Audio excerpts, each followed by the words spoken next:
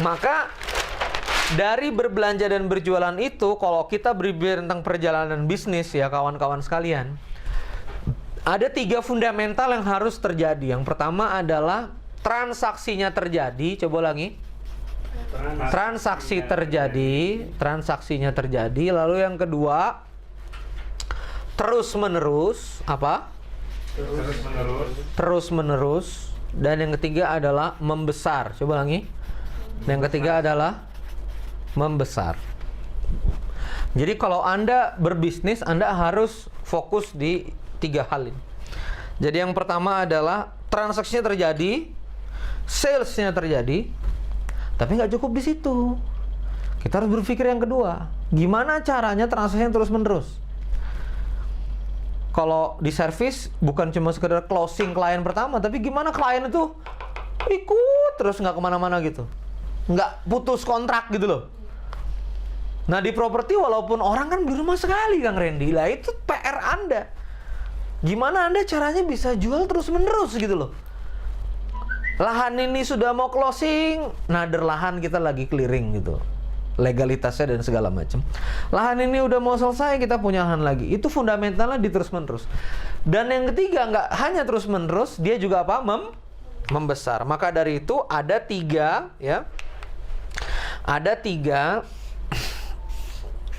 tahapan bisnis yang harus kita develop. Ya. Yang pertama, starting, ini fundamental nih. Running. Lalu kemudian apa? Growing coba. 3 pertumbuhan bisnis. Coba lagi. 3 pertumbuhan bisnis. Apa saja? Starting, running, growing. Coba lagi. Starting, running, growing. Ya. Jadi memulai, berlari, dan kemudian bertumbuh. Nah, apa-apa saja itu begini. Di tahapan starting kawan-kawan sekalian, yang penting itu uangnya tercetak. Itu dia. Jadi di tahapan starting ini yang harus Anda fokuskan adalah terjadi apa? Transaksi. Artinya apa? Produk valid. Coba lagi. Produk valid. Apa itu produk valid? Ya orang mau beli, berarti valid gitu loh. Daganganmu itu emang bisa dibeli orang. Nah, tugasnya di situ dulu. Dan semuanya kan di sini insya Allah sudah melewati tahapan itu kan.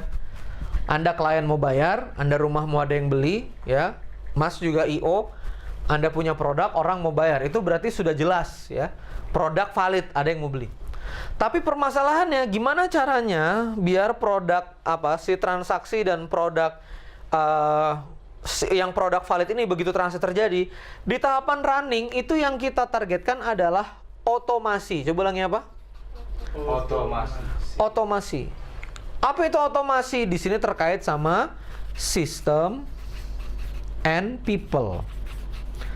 Saya nggak bilang ya, di tahapan running ini owner jalan-jalan, bisnis jalan gitu. Pak Zidni mendapatkan passive income, nggak usah ke kantor lagi, semuanya uang mengalir dan segala macam. Saya nggak arahnya ke sana. Tapi gimana caranya di tahapan running ini ada beberapa pekerjaan ya. Mayoritas pekerjaan di dalam bis Anda itu mulai terdelegasikan dengan baik. Itu di tahapan running. Apa yang membuat Keke besar hari ini? Karena Bunda udah nggak berpikir lagi tentang marketing, Bunda nggak terlalu berpikir lagi tentang distribusi. Bunda Tika sebagai owner Keke nggak terlalu berat lagi berpikir tentang segala macam produksi ini segala macam. Semuanya sudah mulai terdelegasi. Nah, delegasi itu adalah yang namanya system and people. Coba lagi.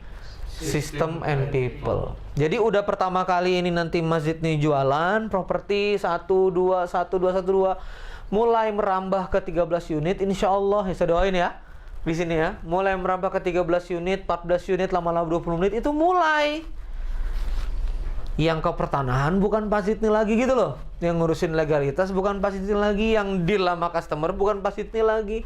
Mulai bangun customer care, mulai bangun tim marketing kan gitu, mulai bangun tim belanja. Ya sekarang mungkin kita bisa pegang saksemen sendiri, orang rumah cuma 1 Pak. Ngerti nggak maksudnya? Kita bisa pentelengin sendiri dia ngaduk semen. Kalau nanti Bapak bisa pegang 1000 unit, bisa pegang semen yang satu. Oh, nggak bisa lagi pegang semennya. Udah pecah ke kontraktor masing-masing. Kalau nggak, gimana caranya? Anda harus punya sistem. Nah, itu dia namanya apa? Running. Ada orang bikin bakso 1 mangkok. Orang mau beli. Oke.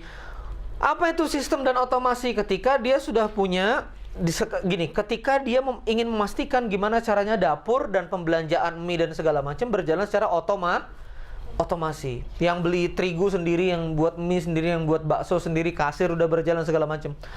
Begitu terbangun sistem dan people, target dari growing adalah duplikasi and expanding. Coba ulangi. Duplikasi and expanding.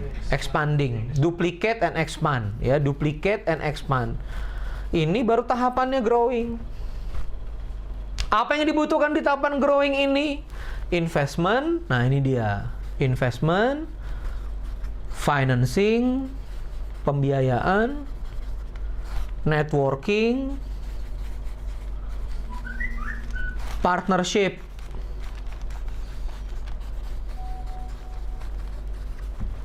Perhatiin.